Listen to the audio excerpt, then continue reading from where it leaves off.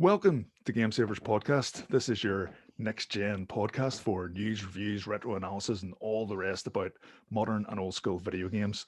I'm Wayne. I love video games. I'll be hosting today, and I'm joined by my regular host, Tony. That's right. I'm in the co-pilot seat. And we would also like to welcome Alex on. You've seen him before. He's back, and he's now a regular host. He's going to be here with us most weeks. So, woo! Hi, I'm Alex, and I prefer passwords to game saving. And last but not least, we are joined by... My name is Cody. Nice one. Welcome to the podcast, Cody. Tell us briefly, what do? You run a streaming channel, is that right? Yeah, so I run with my partner, Megan. We run a YouTube kind of co-op gaming channel. We just kind of like play like some things kind of like we try to go in like blind. She's a more recent gamer, and it's fun. We do like horror stuff too, where I can like watch in the background and like freak out. But yeah, general like co-op like episodic YouTube kind of stuff. Super. Emerald Moon Adventures, baby. Emerald Moon Adventures. That's the one. I've watched a couple of videos of his playing Alien Isolation recently. Ooh, nice. But I've been trying to like not watch too much because it is on my backlog, and I'm going to play it eventually at some stage. What we've got lined up for you today is a Star Wars special. We're going to talk everything Star Wars video games. But just before we get stuck into that, Tony's got some questions and stuff from viewers who have emailed us. So, Tony. Yeah. So before we decided to run this episode, it was really based on popular demand. I'm not sure what spurred that from the Game Savers tribe. If that was all the talk about, upcoming Disney Plus stuff, if that was new movie announcements, things like that. But we getting a lot of requests for that in the inboxes and the chats regarding Star Wars games. So figured we'd put this episode together for the fine people that follow and subscribe to this channel. So we put out a poll on social media, and the poll responses as far as what we're talking about today regarding Star Wars between the newer games and the older games. We don't have a cutoff date there, just a general consensus of what's new and what's old. But the results were 61% of the fine members of the Game Savers community want old games discussed, 39% want new games discussed.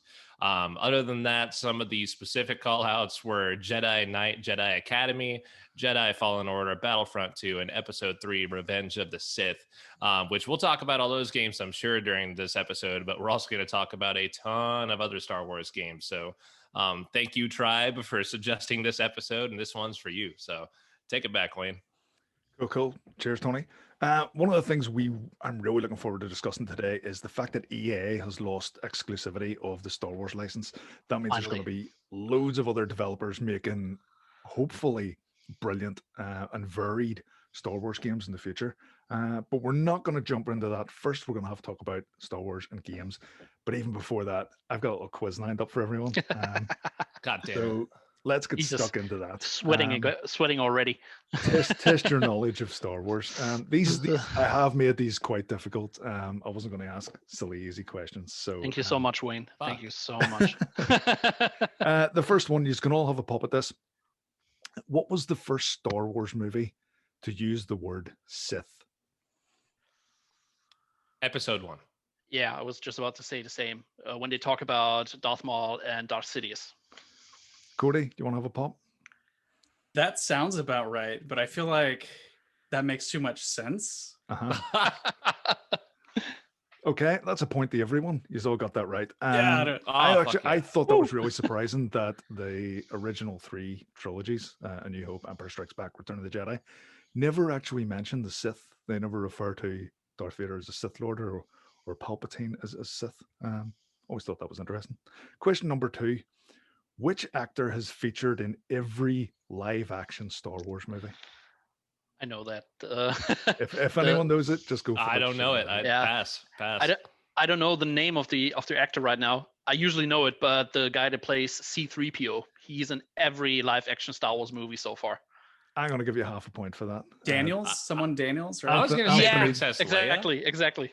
Anthony Daniels. Yeah. Anthony Daniels. So C-3PO. All 3 of the original trilogy, all 3 of the prequel trilogy, all 3 of the sequel trilogy, and also Han Solo's story and Rogue One. So it's 1.5 points to Alex, 1 point to Cody, 1 point to Tony.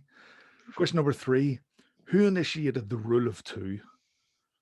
And the rule of 2 is that there are always only 2 Sith, a master and Well, maybe I'm a filthy casual, but I don't even know what the fuck that rule is, so I gotta take a pass. They said they wouldn't be easy.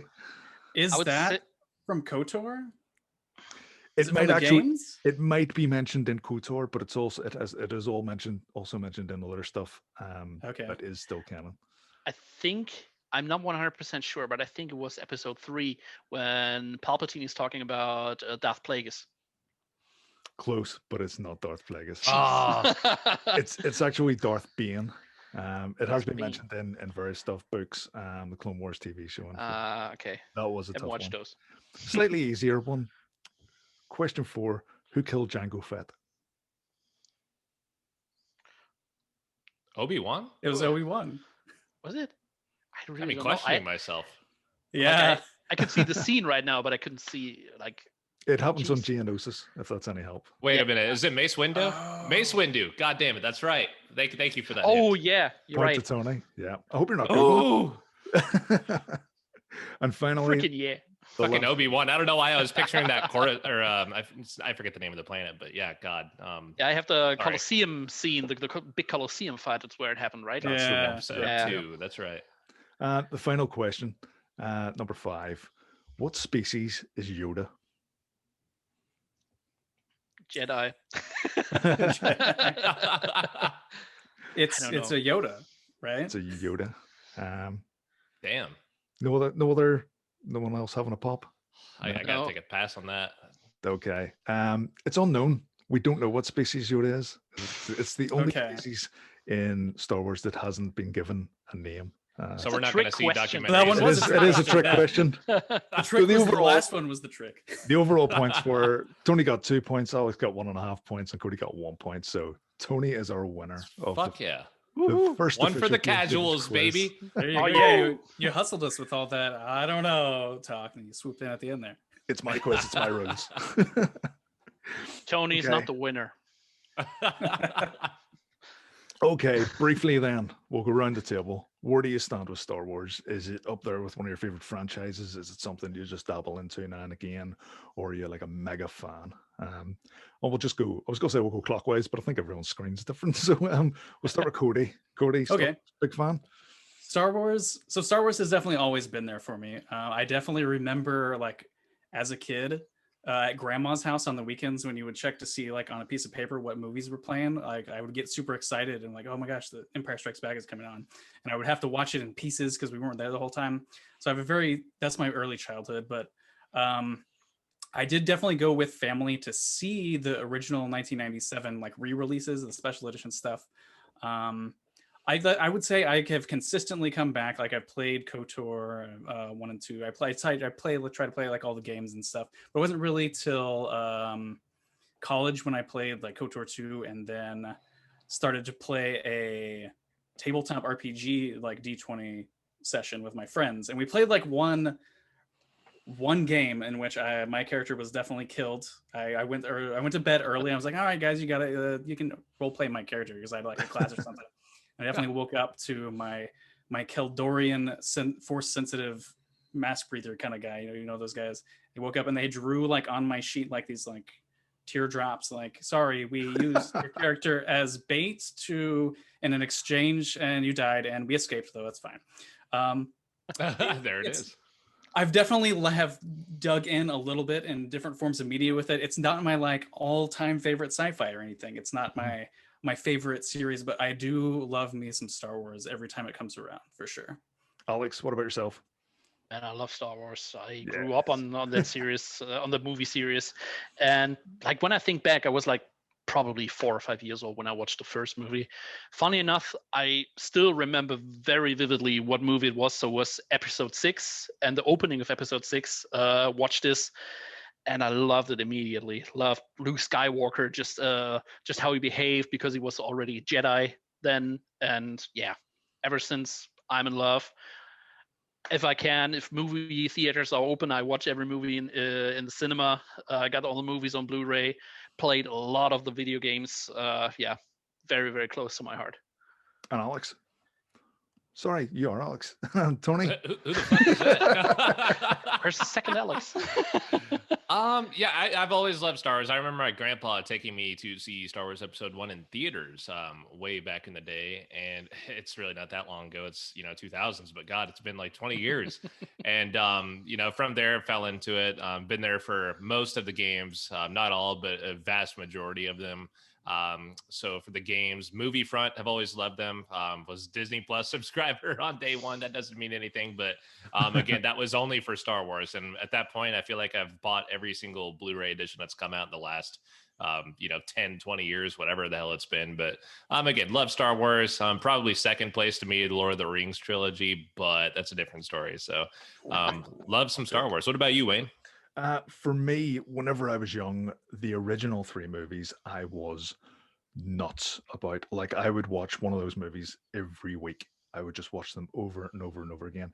Every time, like, people hated whenever Lucas made changes to them, but to me, it was just another 3 VHS tips to buy and collect. I own these movies. I don't know how many times I have bought the original trilogy. VHS at least 3 times, DVD, Blu-ray, digital. Just, I've spent so much money on Lucasfilms that it is disgraceful. But then the prequel trilogies came out, and it kind of broke my heart a little bit. And I wasn't, the way a lot of people get angry at some of the modern Star Wars and stuff. I wasn't angry. It was just, oh, well, okay, I don't really like this. This isn't what I'm into. I just kind of drifted away from it and kind of lost interest in Star Wars.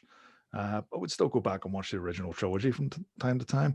But then maybe about 2 or 3 years ago, in fact, maybe a little longer than that, whenever Disney bought it, it just kind of fired something up in me again.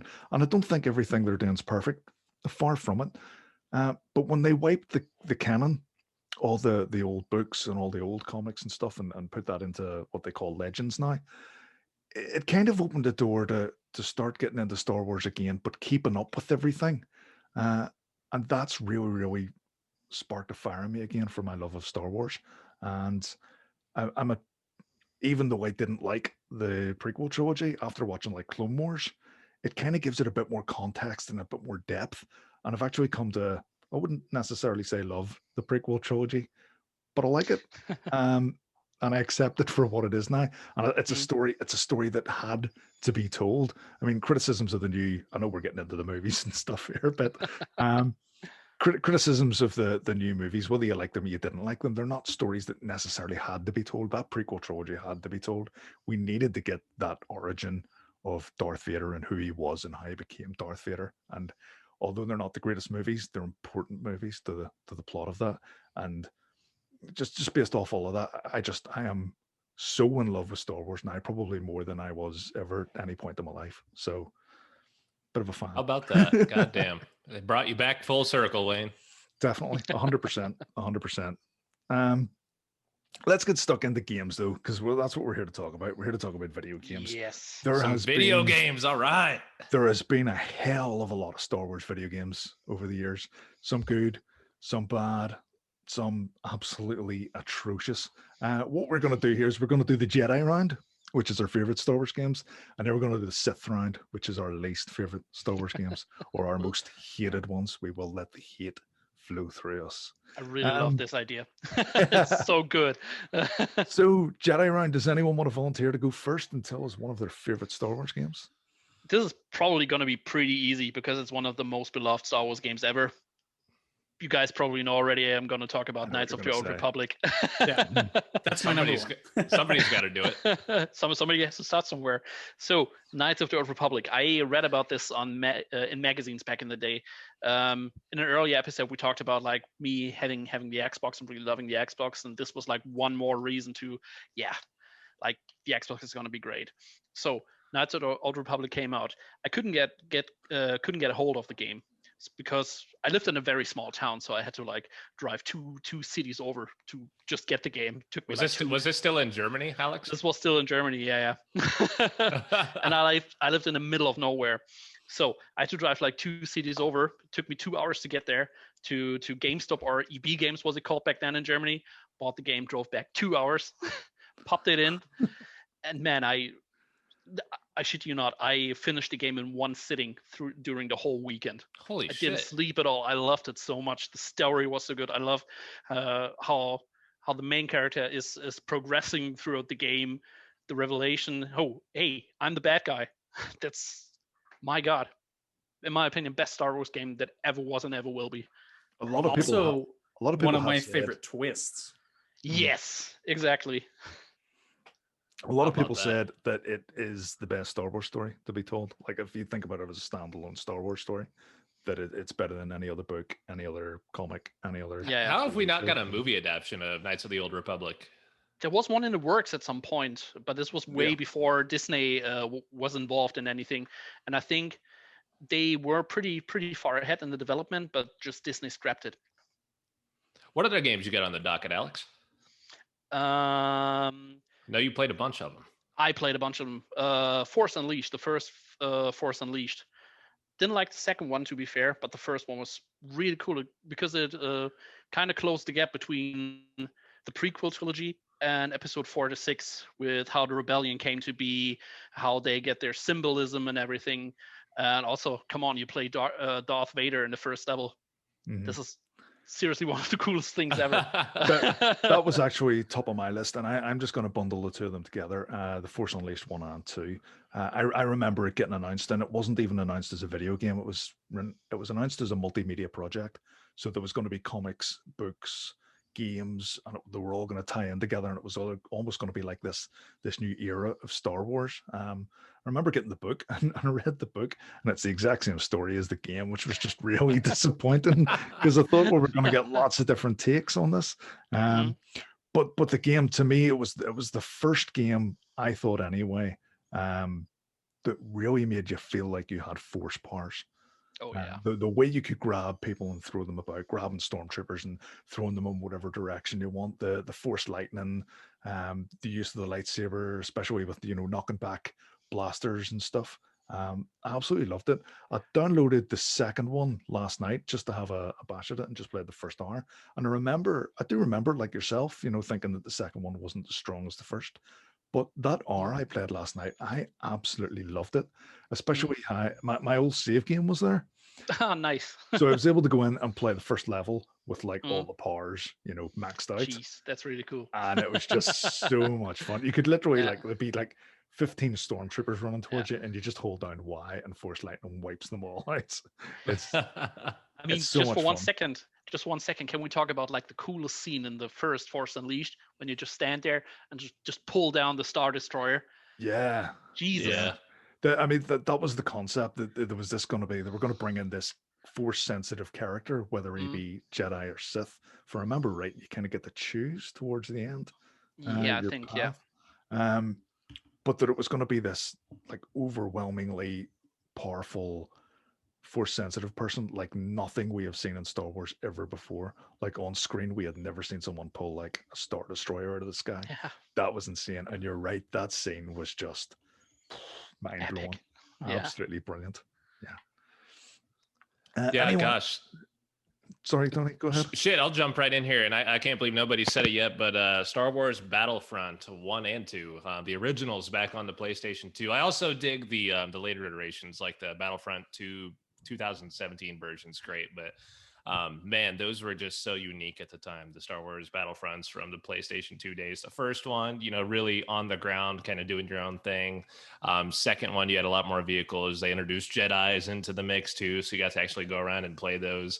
But that game was fun as hell, especially on local co-op. Did a lot of good things for, I don't even know what you'd call it, I guess, team-based shooters. You'd start off with, I think, 100, 150 ticks or something like that, lives on each side of the battlefield, and just duke it out to the last man standing or the last point captured, and was just so much fun. They took you on so many different worlds, took you through so many different characters, things like that.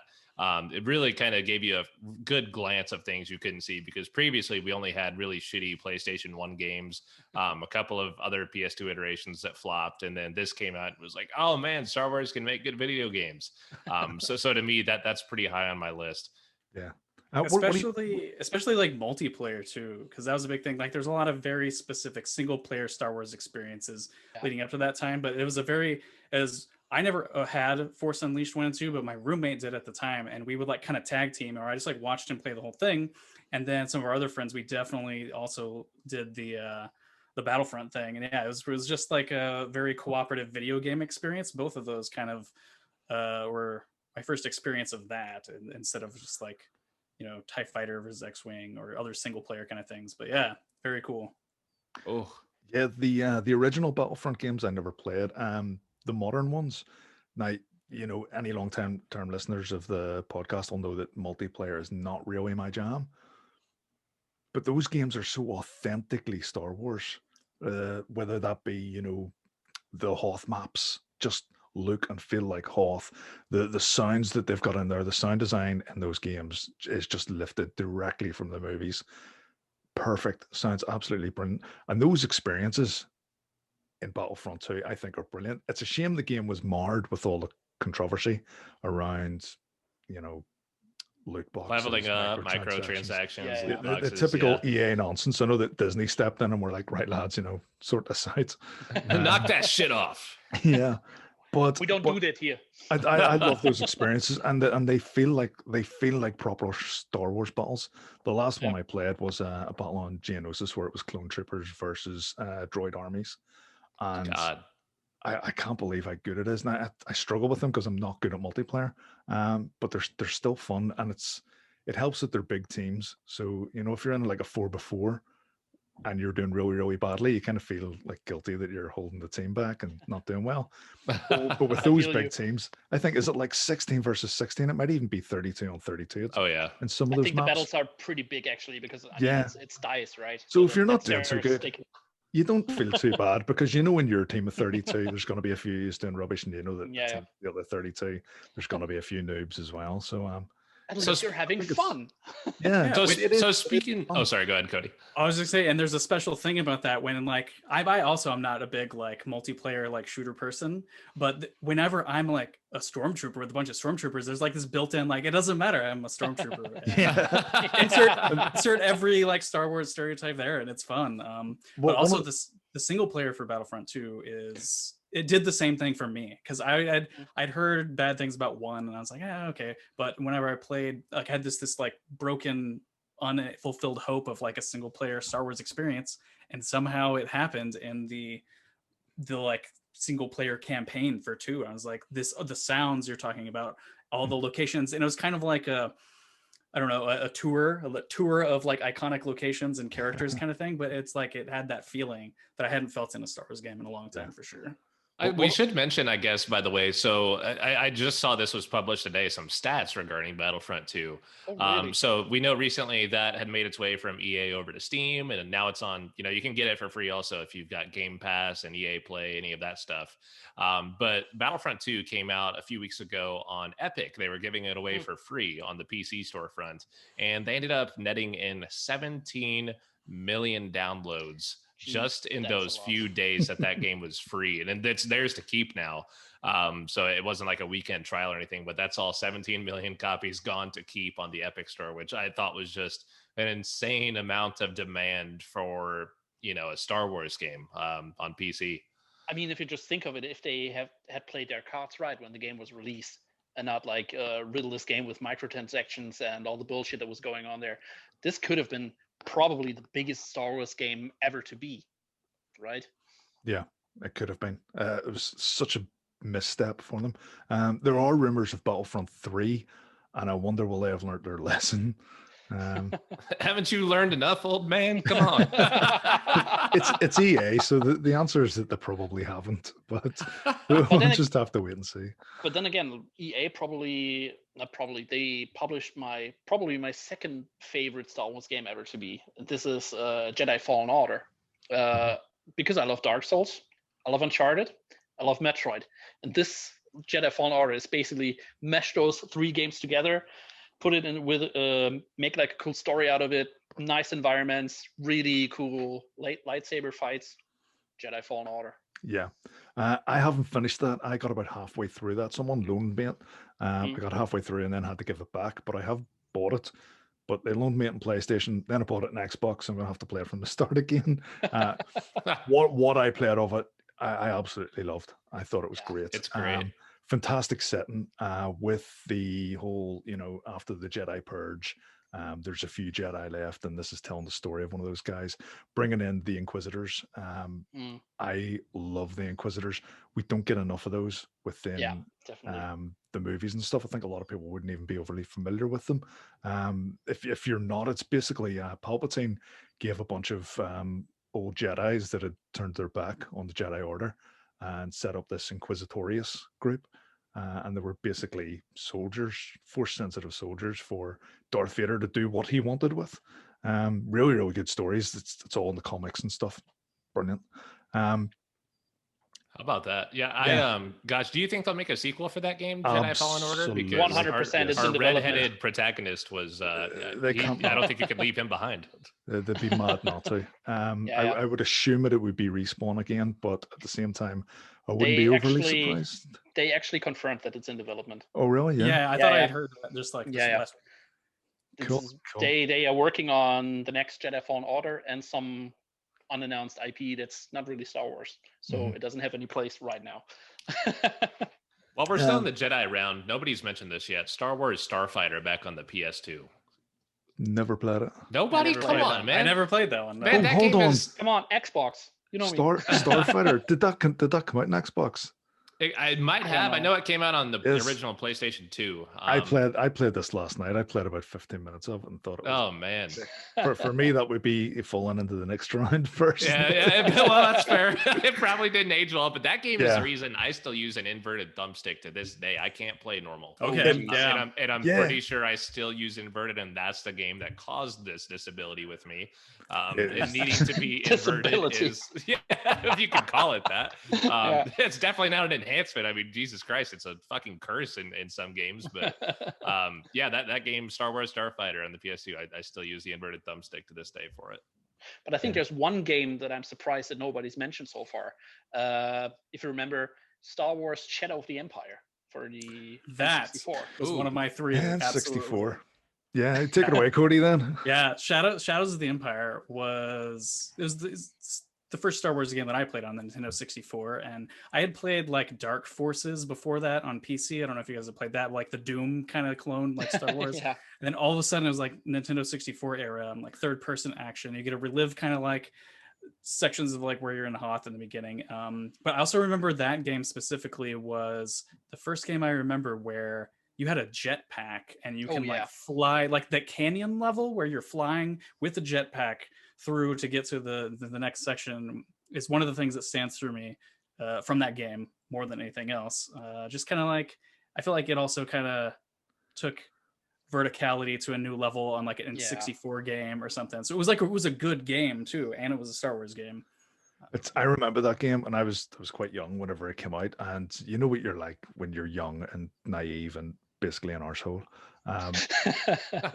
Someone told me that there's a boss level where you have to kill Boba Fett, and I was such a Boba Fett fan back then that I refused to play it because I didn't want to kill Boba Fett. I was like, I'm not doing it. Killing him. I mean, like it really matters, you know, enough. like he's going to be pulled out of the Star Wars universe because Wayne killed him, you know. But that was my attitude at the time. Very impressionable. Yeah, you touched on the Dark Forces games. I really, really like the early ones. The Jedi Outcast and the Jedi Academy wasn't that fussed on, but the first two I would have played on PC. But I remember getting completely lost in them about 5 levels in and just could not, like, this was before, you know, waypoints and games telling you what to do and where to go. And I just got to a point on a mission where it was like, everything's dead. I've killed all the stormtroopers and I cannot find anywhere to go. And I think I had Where's this fucking switch? Where's the fucking switch that I need to press? Probably a door somewhere that I'm not going through. But apart from that, absolutely loved it. And again, although, you know, in terms of, you know, quality of graphics and sound design, it was a different time back then. Games were a lot simpler and a lot more basic. You still got that Star Wars vibe from it. You know, it still felt really, really cool and really Star Warsy. Yeah, even the sound of the blasters and stuff on the older, like, 16-bit or whatever it was dead on. I replayed that, or tried to replay it. I didn't get all the way through like a year ago, and I was like, oh yeah, let's boot up the original Dark Forces.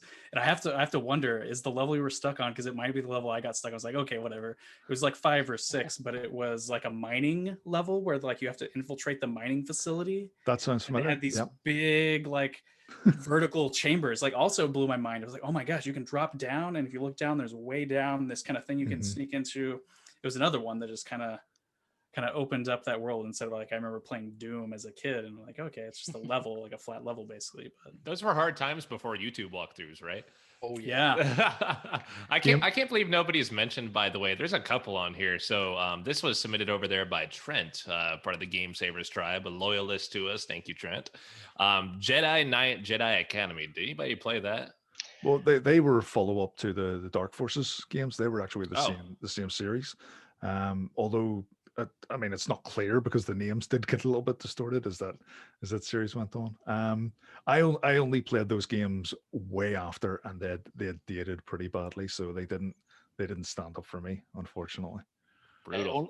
I only played like a demo for the first was it Jedi Knight game, Jedi Outcast. I actually don't remember, but back in the day, we didn't have much money, so I was like getting PC magazines with demos and played demos from the magazines over and over and over again. So yeah, that's basically my only experience, but I loved it so much. I was like, I'm gonna get this game someday. But yeah, like 25 years later, nah. The same exact thing happened to me, actually. I played that exact demo at my friend's house, and we had the same thing. We put it on his computer that was the one that could play it at the time, and we just played that. We played that demo over and over again every weekend. He was like a drummer, and we thought we were going to make a band, but we just played video games every weekend. So sounds very familiar. Yeah.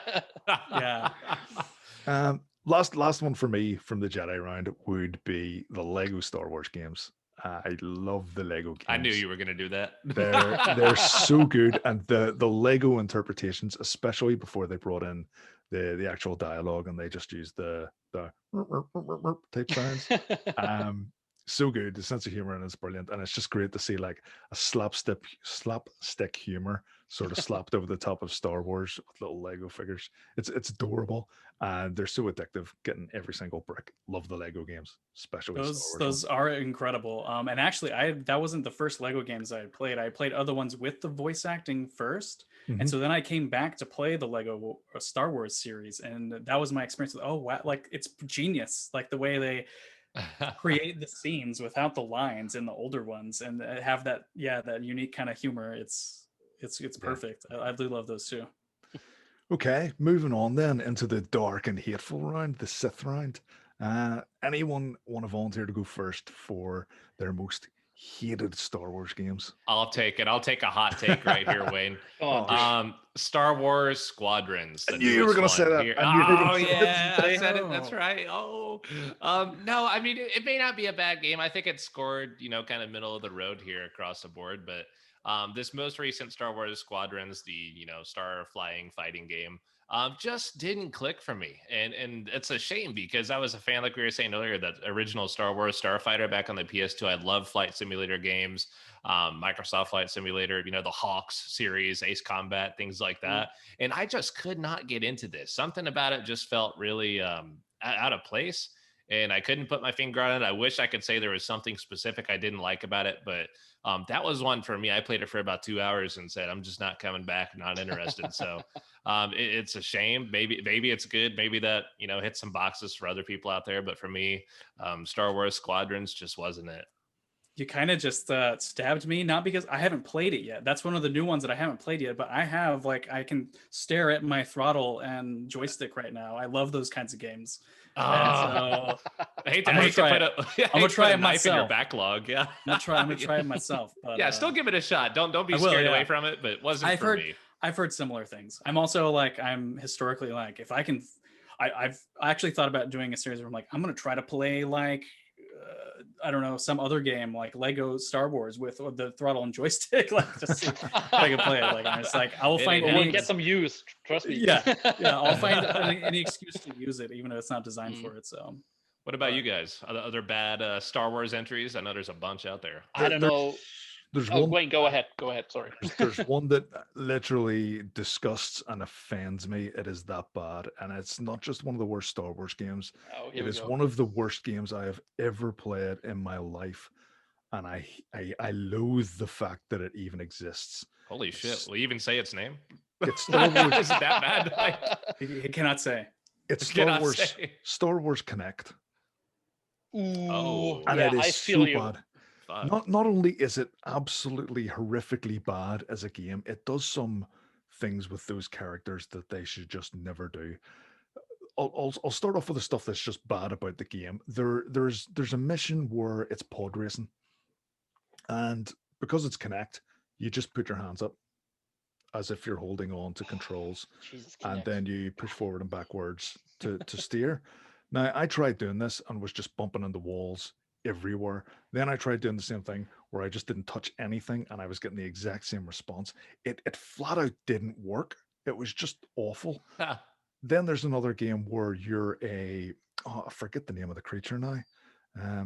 Big tall creature that lives underneath Jabba's palace. Oh yeah, the jeez. The what was Rancor? it again? Rancor is exactly what I'm Rancor. looking for. Hey. Yep. You're basically a Rancor and you have to smash houses and buildings and you just flail your arms around and smash them up and it's rubbish. And then the absolute worst of it is there's a dancing game within it and No. they take pop songs, modern pop songs, Oh no. and they change the lyrics. Like I can't remember the actual song, but it's Han Solo and he's dancing about in the cantina like No. pop music singing I'm Han Solo, I'm Han Solo, and you can get Boba Fett doing the same thing, and it is the worst. It's my go-to. See, when everyone says that the new movies have ruined Star Wars for them, I'm like, no. Star Wars was ruined a long time ago by Star Wars Connect. You know, this You could thing, reclaim those movies. Yeah, this go- game Yeah. this game just takes a dump all over Star Wars. It is awful. Absolutely. Do you remember when awful. Microsoft was like super proud of the Kinect 2 when you had those little purple bars on the front of every like game case you got, that little purple bar like Kinect compatible or you know, something like that. They're like, yeah, fuck yeah, dude, buy this because it's got Kinect, and now it's just like a badge of shame. Yeah. And you're like, if you see that anywhere, you're like, ooh, steer clear of that, boys. Don't touch it. Yeah, the dark metric days for Xbox. Like I just remember the big presentation that they had for the Star Wars Connect game at some E3, and they just like showing all the lightsaber fights, and it looked cool back then. But just once you get to play it, it's just like you can do whatever. Just like Wayne said, you can just flail your arms, and it's always the same. Hated this. Yeah. It was So I never had Connect. Was that a response to like the Wii thing at that time? Yeah. And More people or less. didn't know what to do with it, the technology. We could actually do an episode on why Connect was so bad, and we could talk for 3 hours about it. I won't go into it. I actually remember whenever they demoed it, they had Peter Molyneux, the guy behind the Fable series. Fable, that's right. And he had a bit of paper and he drew a picture on the bit of paper. And then he turned it around, showed it to the Kinect camera, and then handed it to them. And the character in the game, like, sort of took it off him and then showed him the picture that he had just drawn. And that was them trying to show off what the technology was capable of. But we never got anything like that. Not even close. We just flailed our arms around and pretended to be Rancors, and it was the worst. It really was the worst. What other rough Star Wars entries we got out there? Okay, I don't know if anyone played this one, but this and maybe it's not as bad, but I remember middle school me played like Phantom Menace on PC. Did anybody play that? Oh like, no, don't say what you're about to say. I it. loved that. You love that one? It was Star Wars Episode 1, The Phantom Menace, right? Yeah. Yeah. So, and it may specifically just be for me because in the Gungan City, I remember there was a game-breaking bug that did something, and maybe I just couldn't figure it out because I was in middle school, but I at least thought to myself, I had to start the whole game over and replay to get through there. And maybe that's what it was for me, but that was a hard game. That was unforgiving. I honestly think that game flopped so hard. The first Star Wars Episode 1, it was the first game titled after a movie, right? For Star Wars. Yeah. And maybe this is why we didn't see a whole lot of, like, we've had Star Wars Episode 7, The Force Awakens come out. You didn't see a Star Wars Episode 7, The Force Awakens video game. And that's probably because of how bad the Episode 1 video game was. It was fucking atrocious. But I had good memories of it for the most part. But looking back on it, it was pretty shit. Alex, any stinkers? Yeah. Oh, definitely. I I was like big into fighting games in the mid 90s. Like everyone was playing Tekken. Maybe you see where this is going. Star Wars Masters of Terraskazi. Yes. Jesus, there was like an atrocity of a video game. Controls super stiff. Like the movements were. It's really hard for me to describe. I saved money to get that game. Bought this game. Got home, put it into my PlayStation, played it for maybe 30 minutes, never touched it again. I hate it so much. I can't. Get mad just talking about it. Yeah. I never did play it, but I remember it looking absolutely awful. And I think it was around that time when people started to realize that, maybe we shouldn't be just banned games because, a popular franchise is slapped on the cover, It was like the heyday of movie licensed games back then. There were like a lot of them in the early PlayStation days. What was really cool about this game, I have to say, was that there were a lot of characters from the expanded universe. I think Mara Jade was in there. She was the wife of Luke Skywalker in the old expanded universe. It's not canon anymore. I don't remember any other characters, but this could have been like a cool game if just done correctly. But yeah, it's a stinker. It was. I think that's the first time we heard the term Terakazi. And if anyone doesn't know, that's basically the fighting style or the martial arts that's used within the Star Wars universe. But that stuck. That did become. I mean, that term became canon and is still used within Star Wars lore. Big massive stinker from me. And it's a game. Despite saying it's a stinker, I probably put somewhere between 200 and 300 hours into this game. And that was Star Wars Galaxies. Does anyone remember it? Heard of it, never played it. I played an emulated server after the fact. Okay. I wanted to like it, but yeah. I'll try to be brief here because I could talk for a long time about this game, how bad it was. It was basically a Star Wars MMO, which on the surface sounds incredible. There was something like 6 or 7 planets in it, and the planets were absolutely huge. I can't remember what all there was. I know there was Endor, and I know that there was Tatooine. I can't remember what other planets they had.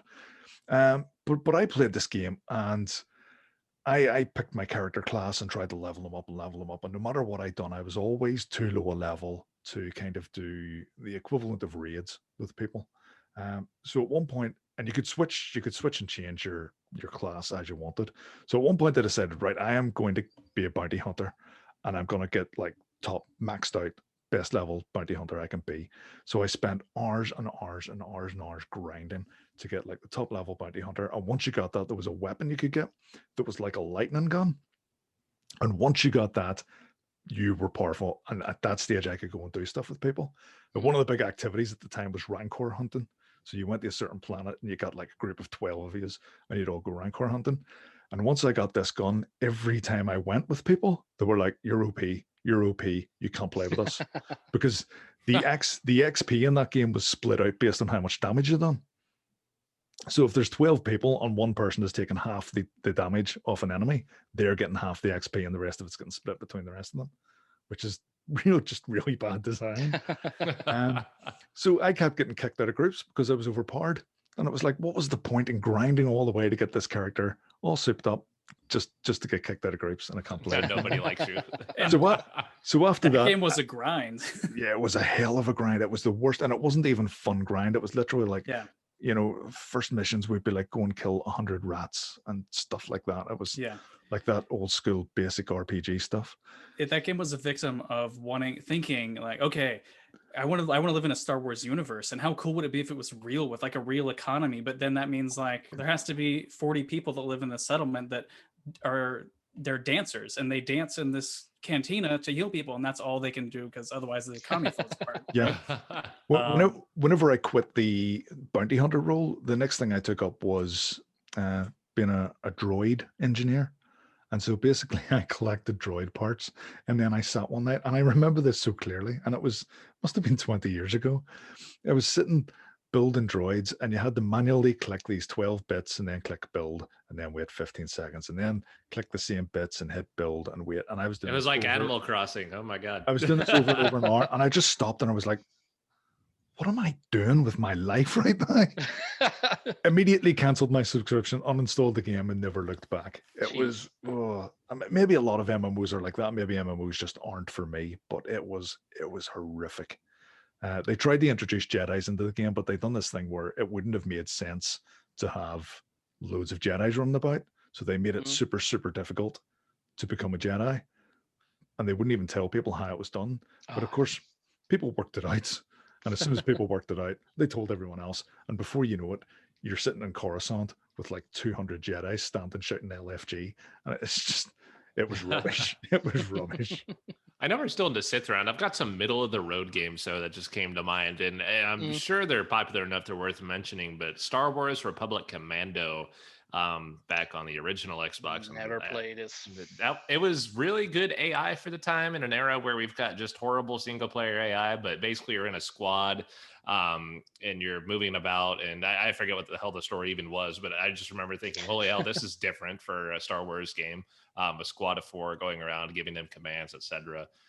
Galactic Battlegrounds on the PC, I think it was one of their 2 attempts at having an RTS on the PC to rival an Age of Empires or something like that, and that was fun. I didn't play that one, but I did play Empire at War. Yes, that was like the RTS one. Yeah, I played one of those. I played one of those. I don't know which was which. There was one game that was based on the engine of Age of Empires. Which one was it of them? Don't remember. I can't remember. I think it might have been Galactic Battlegrounds because it was pretty similar. All right, yeah. But yeah, I played this. Actually haven't finished it, but I thought it was okay. So middle of the ground game. And I think that's something that you can apply to a lot of Star Wars games from back in the day. They were okay. They were not like really cool, or they weren't as shitty, but it's just something you can pop in, you can play it. It's good fun for like an evening or two, and then just like take it out of the console, never touch it again. And I think this was a problem a long time for a lot of Star Wars games. Yeah, absolutely. I think it goes for like franchise games in general back then. They were getting 7 out of 10 style games from, mediocre development studios. And they thought, well, I say they thought, they were probably right. They slap a Star Wars skin on it and people buy it. Yeah. People probably still would today, One last stinker of a game. I don't know if anyone played Rebel Assault. This was on PC a very long time ago. And I don't know if people still do this, but I don't PC game anymore.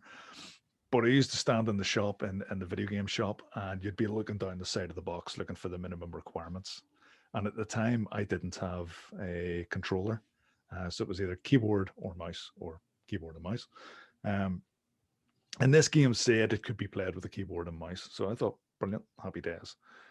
Brought it home, installed it, started playing with it, and it was impossible to control. But the first level is for a Star Wars nerd, I should know this. I can't remember the name of the ship, but it's the one where it's like there's a pointy up bit and 2 pointy down bits. Yeah. Like the Imperial shuttle?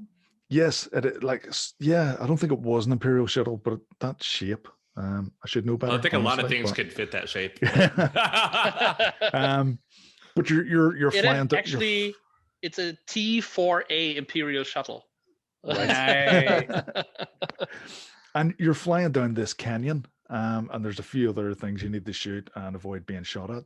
But with the mouse, the thing just wobbled everywhere, and it was impossible. And it was years afterwards before I actually looked up footage on YouTube of someone else playing it with a controller and was like, oh, that's how it's meant to be played. But this game was just unplayable to me because they didn't have a controller. It mightn't have been a bad game, but it was a bad experience for me. Very bad experience. Yeah, I feel you. Yeah. Shall we move on, or has anyone else got anything else for the Sith round? I'm out of stinkers. Yeah. I think so. Okay. Right. This is the big one. This is the big news that's happened recently. EA, a long time ago, well, maybe close to 8 years ago, got a 10-year contract with Disney, and they were the only developers allowed to make Star Wars games. They have put out Star Wars Battlefront 1, Star Wars Battlefront 2, Jedi Fallen Order, and Squadrons. We've talked about those already. This is coming to an end, and there has been, I was going to say rumors, but it's a bit more solid than rumors. There's been announcements, as vague as they are, that there's some other studios are going to be making Star Wars video games. We won't talk about which games are being made just yet. I just want to get a feel from everyone. How do you feel about EA losing exclusivity? I think it's a good thing. I mean, I think EA gotten better with Star Wars games over the years. Just if you see the jump from the first Battlefront to the second Battlefront, and of course Jedi Fallen Order, which I just said is one of my favorite Star Wars games ever. But I think EA has their thing that they're doing, and just when they smell the money, they just crank up the microtransactions again. So just having the opportunity to have like a proper good single player Star Wars experience in the future, maybe a role playing game, maybe an open world game, whatever, just excites me a lot. So Definitely, yeah. I agree. I think it was them not having competition. Like you said, they built up. It's like, why was it only this after this much time? And you had some nice tastes and you finally polished it off. Go ahead and keep making stuff like that. But yeah, have some competition with some other people, even not necessarily indie, but just, people that have some flexibility to inject that something new in it for sure. Yeah. And if you just think of it, like the most exciting projects that were in the works were killed off back then. If you remember Star Wars 1313. Come on, this is probably one of the best gameplay trailers ever, and I'm still shedding a little tear when I think press of it. F to pay respect. Oh yeah. Or the one single player Uncharted style game that was in development at some time. Was that the one, Project Star Wars Ragtag, I think it was called? Yeah. And also Amy Hennig was writing she the story. was the writer. Yeah, she was a writer. Yeah. Could have been cool. Yeah, definitely. I think there's a lot of people reacting to this news and saying, "Oh yes, brilliant, thank God." I don't think EA has been the disaster that people make out. They have put out good games, but as you say, it's brilliant news that other opportunities are gonna come out of this. Other developers are going to be able to make games based on the Star Wars franchise, and it won't just be limited to the sort of games that EA want to put out. I think it's brilliant news all around, and EA will continue to do what EA do. So there probably will be a Battlefront 3. There probably will be a Jedi Fallen Order 2. I don't know if there'll be a Squadrons 2. I think you're right on there, Wayne. I think this is really a double-edged sword, though, where this could be a really good thing, and maybe it's a surprise entry, such as someone that's been kind of dormant for a minute in the form of Rockstar. Where hey, maybe they take this, make an open world Star Wars game. Doesn't have to revolve around Sith and Jedi, but it's just that universe, and that's enough for me. Yeah. Just seeing what they can do with an open world. They could also go the other way, though, where we see some other companies get their hands on it, where maybe it's a Ubisoft and we're all just kind of like, whoa, we know how those open worlds tend to go, which isn't always a bad thing, but the stigma is there and it's hard to break. So it could go anywhere. Climb towers in Star Wars. I want to see like developers like Obsidian or something like that, and they had their shot like World War II, and there was some stink at the end of that, and then modders kind of modded it back, but I was like, I would feel so good about something like that, or people on that caliber injecting some more life. And I feel like when you are a huge developer like EA or something, you're going to play it safe because you can, and then you're going to be like the lazy, hard to push because you're going to shoot if there's money, Obsidian like lands right in the middle for me there. Like they make some mistakes, but they make solid gold, some of my favorite stuff too. And I think this is something that totally could happen. Just think of the history with Star Wars games and Obsidian or Microsoft in general. And Microsoft, yeah. Absolutely. I mean, KOTOR, one of the biggest Star Wars games that ever existed, was an Xbox exclusive back in the day. Now that Lucasfilm's games, and I still think this is like the worst name ever. You just name it like Lucas Games. so Lucasfilm's games, they have like a deal running with Bethesda doing an Indiana Jones game. So this is just a theory of, I don't have anything to back up that claim, but I could see like going back to Microsoft or even Obsidian and doing like a new game. You see? Yeah, you touched on that there. They're bringing this Lucasfilm Games banner, which is going to be put on all these games, regardless of who developed it. It seems to me, based on the solid information we've got so far, they're not doing that thing where it's let's just get a cheap development studio, put out a crap game with a Star Wars skin. Mm-hmm. It looks like they're going for, AAA established studios that put out top quality content. I mean, the first one that we've got some solid news on is Massive Entertainment, which is a section of Ubisoft, and their most recent projects would have been The Division and The Division 2. They are making an open world Star Wars game.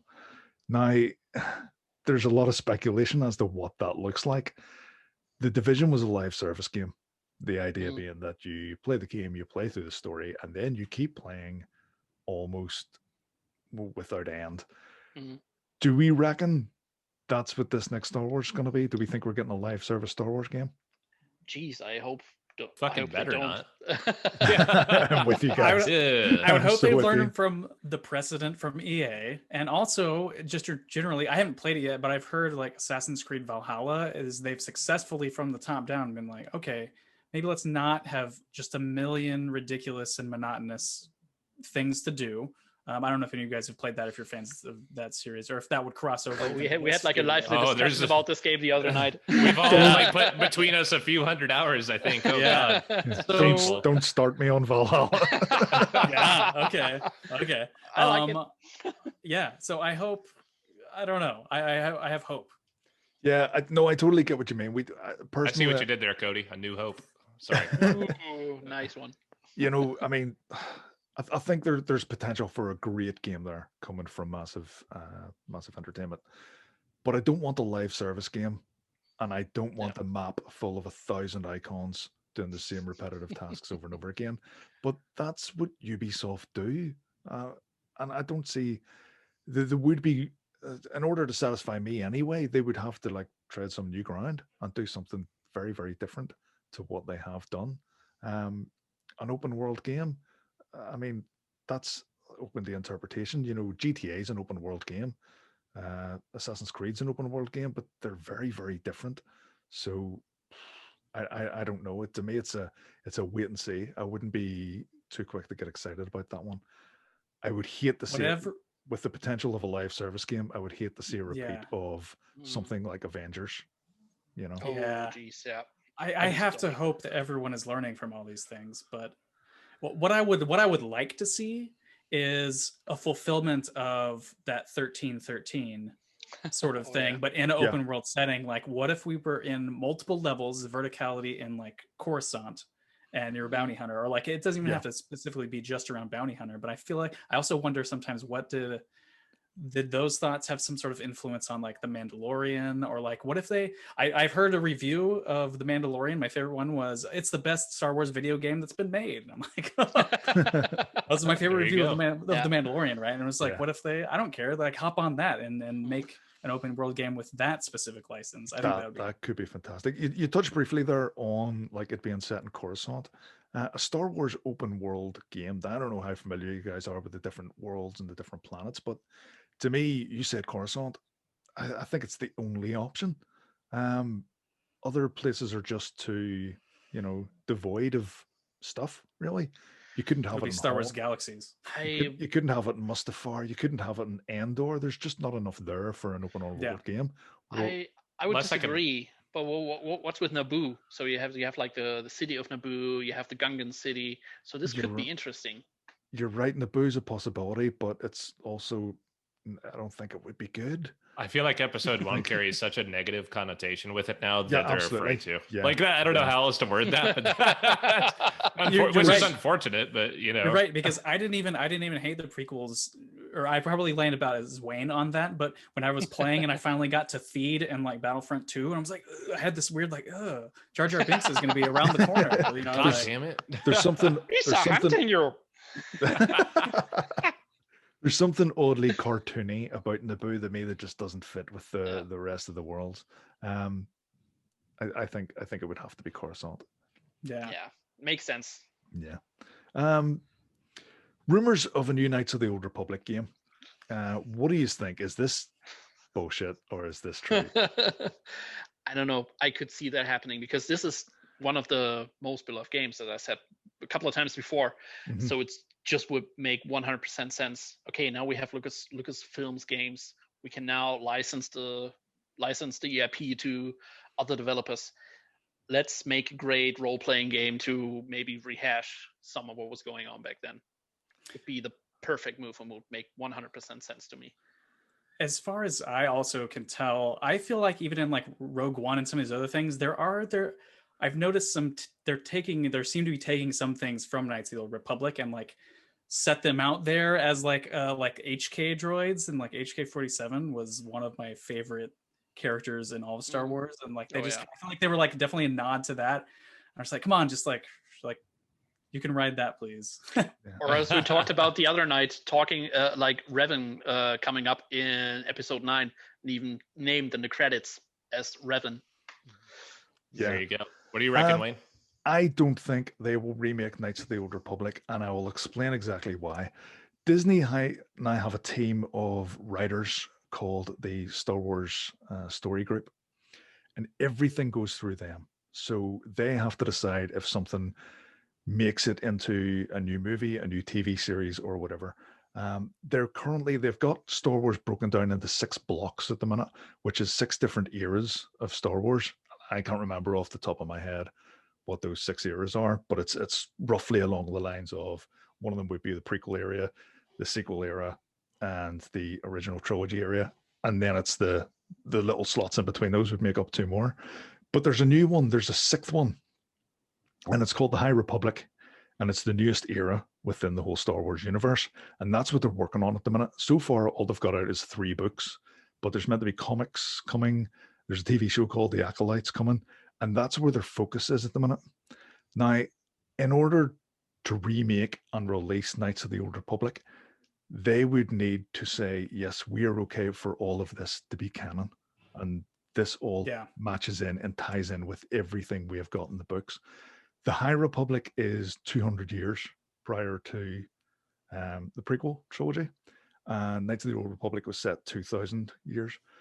What I think they might do is they might take Knights of the Old Republic and sort of retrofit it into the High Republic, and I think we might get a game called Knights of the High Republic, which is heavily influenced by Knights of the Old Republic, but will still be a new game. It might pull back some of those characters and use them again.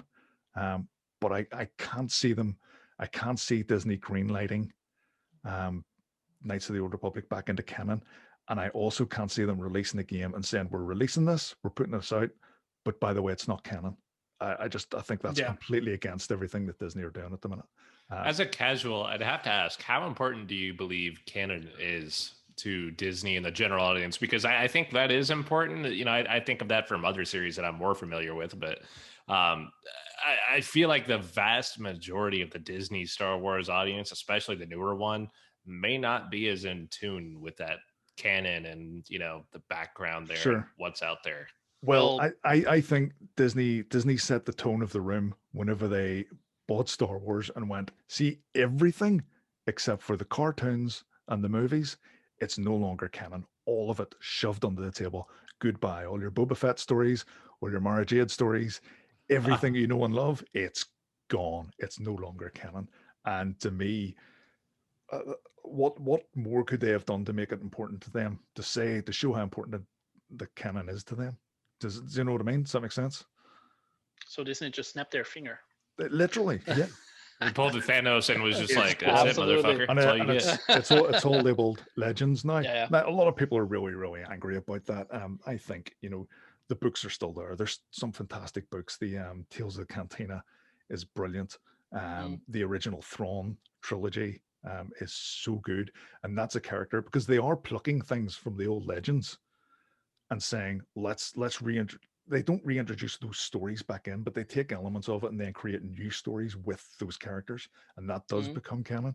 And yeah, I just think that whole situation makes it really, really difficult to reintroduce old stories.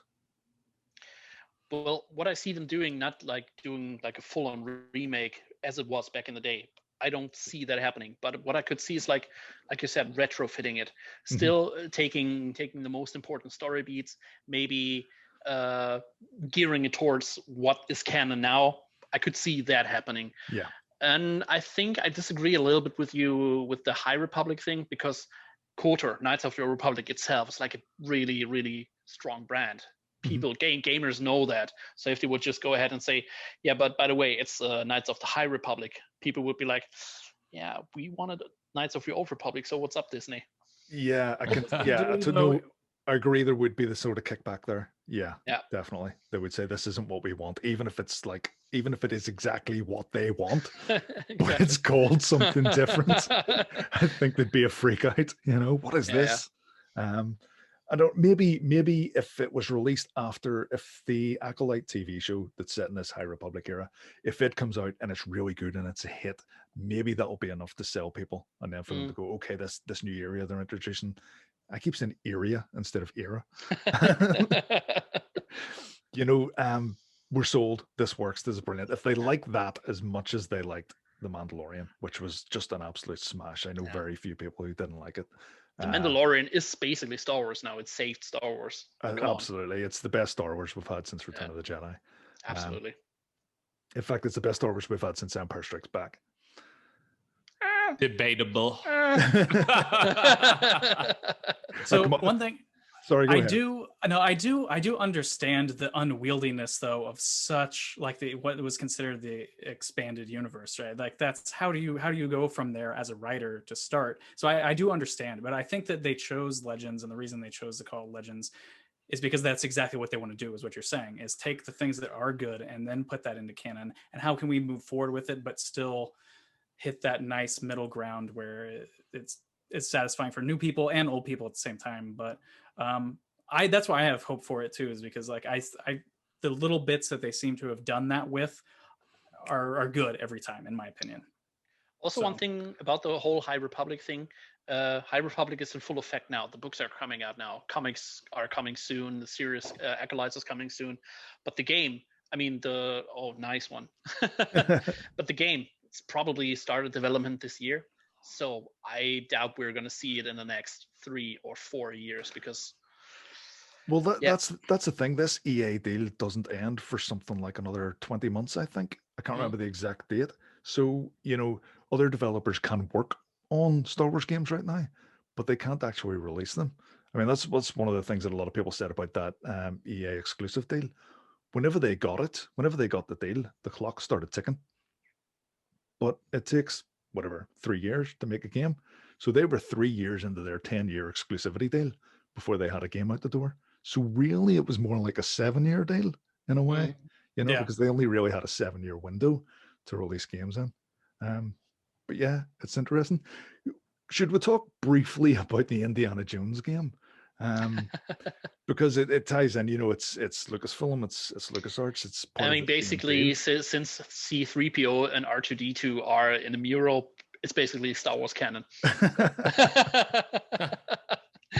same universe confirmed. Absolutely. It's by massive. No, it's not. It's by Machine Games, the guys that make Wolfenstein, and just Wolfenstein, I think, is what they've been.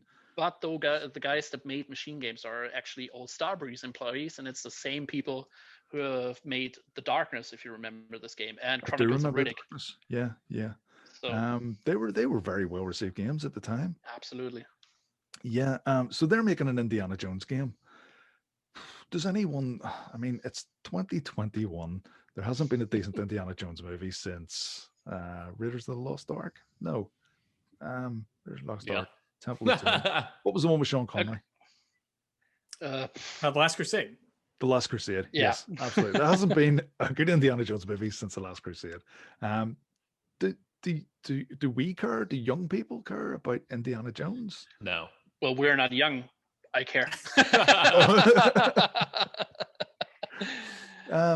It seems like an odd franchise to sort of be excited about. I think, especially in terms of video games, because video games have taken so much influence from Indiana Jones. We wouldn't have Tomb Raider if it wasn't for Indiana Jones.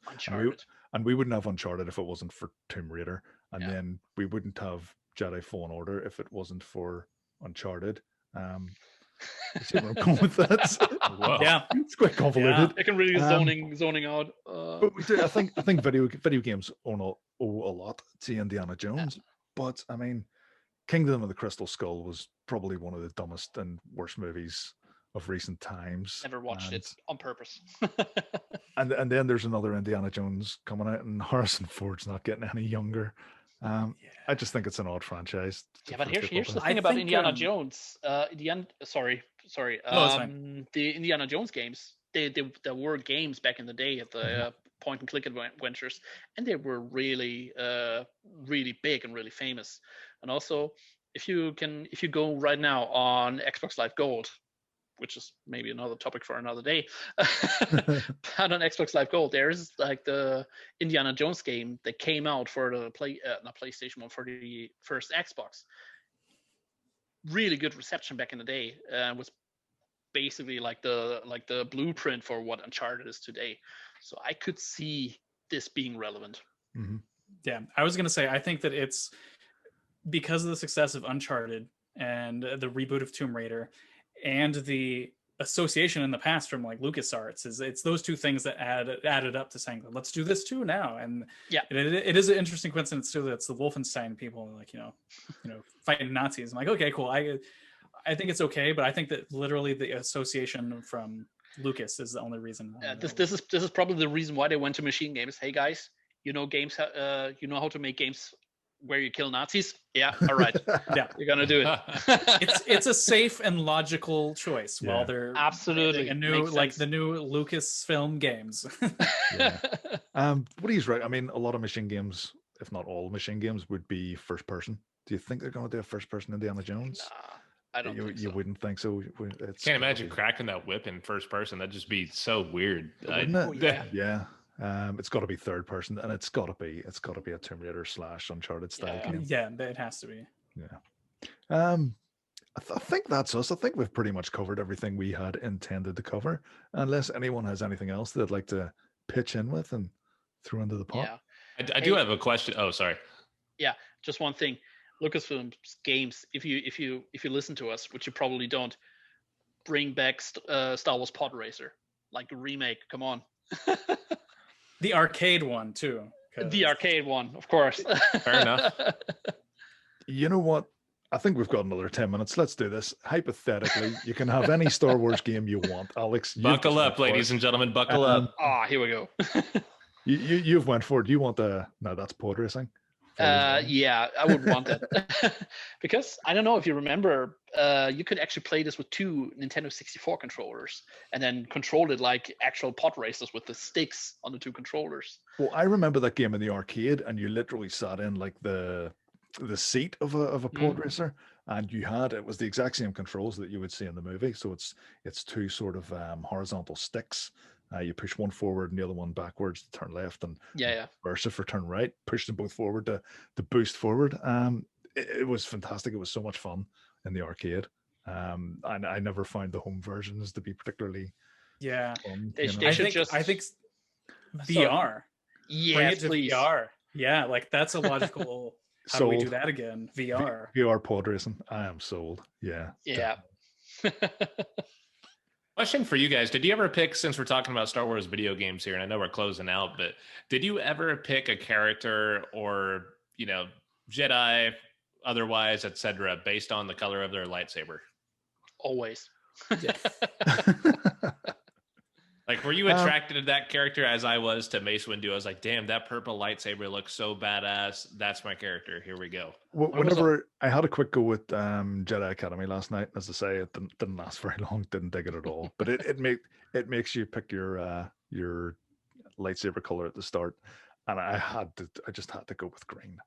Yes, I was gonna say any game you can craft your own lightsaber, I always go for green, even if I'm like really lose stats for some reason. I'm like, green though. I need a green lightsaber. Absolutely, yeah. I don't think I could even, unless a game forces you to play as a Sith. I don't think I could choose the Sith route. It's Star Wars, and I mean, this is something I could talk about. I think the Jedi are actually horrible, horrible people. They kidnap children, and they don't let people have relationships, and you have to suppress your feelings, and it's all a little bit religious, you know.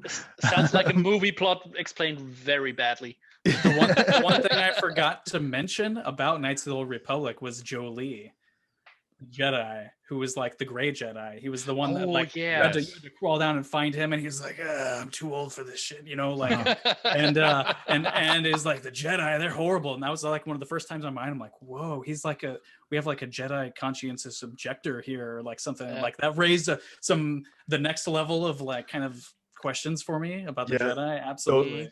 The whole Grey Jedi thing, I was convinced. See the modern trilogy. I was convinced the whole time that's where it was going. Where it was like, look, me too. You know, where Kylo Ren was going to be like, look, you don't have to be a Sith, and you don't have to be Rilo Ken. You can just you know be something somewhere in the middle, and they were going to introduce Grey Jedis. I was so sure of that, and they didn't. And that was one of the things that I was like, they're bringing from some Knights of the Old Republic influence here. Absolutely. Yeah. I mean, they do have within the modern canon, they have people that are just force sensitive that aren't Sith or like the Inquisitors that we talked about earlier. They would be, I'm just getting really into the nerdy side of Star Wars, but they would be force sensitive, but they wouldn't actually be Sith because, as we know, there can only be two, a master and apprentice. Yeah. Listen, before I just keep rambling on about Star Wars lore and canon and mythology, I think we should wrap this one up. Just before we finish up, just thanks everyone for coming on the podcast. Cody, you've been great. Alex, cheers again for coming on, especially as a permanent member. And Tony, I guess. Thanks. You know, I'm always here. Cody, where can we find more of you though? You can find me at Emerald Moon Adventures. It's our YouTube channel. I don't know if you guys can get a link to that or something, and we have a Facebook group too. You can find just the same thing, Emerald Moon Adventures. Excellent. Our podcast that you're listening to right now, we are on all the regular podcast apps. So that's Apple Podcasts, Spotify, anywhere you can find podcasts. The video versions also go onto YouTube. I will put my hand up and apologize that they're not quite up to date, but they will be soon. If you're on YouTube, please give a like, give a subscribe, stick a comment below. It helps us fight against the nightmare that is the YouTube algorithm. You can contact us at gamesaverschannel@gmail.com. If there's anything you want us to cover, if you have any questions for us, if we get enough stuff in, we can even do a answer your questions type episode. That'd be and this great. one here today was based on popular demand too, ladies and gentlemen. Exactly. So we'll see that. We'll take it to heart. Be part of the show. And likewise, if you feel you could chip in, if you ever watch the podcast and you're thinking, he's full of crap, he is just talking nonsense, and you want to throw your opinion in, get in contact, and we could potentially have you on the podcast. We've got a Facebook page, so get on Facebook, get liking, and that is us wrapping up, finishing for the day. And always we'll finish off by giving you that advice that you should never forget. Don't forget to save your game.